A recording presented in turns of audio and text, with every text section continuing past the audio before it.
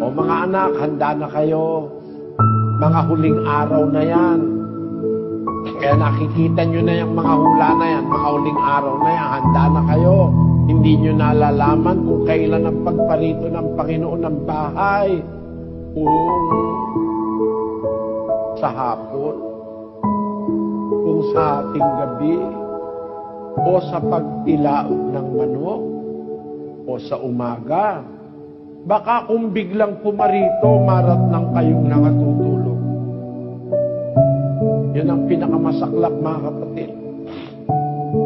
Kahit tulog sa katwiran, dapat lagi tayong gising. Lagi tayong aktibo. Lagi tayong dumadalo. Lagi tayong nagmamahal.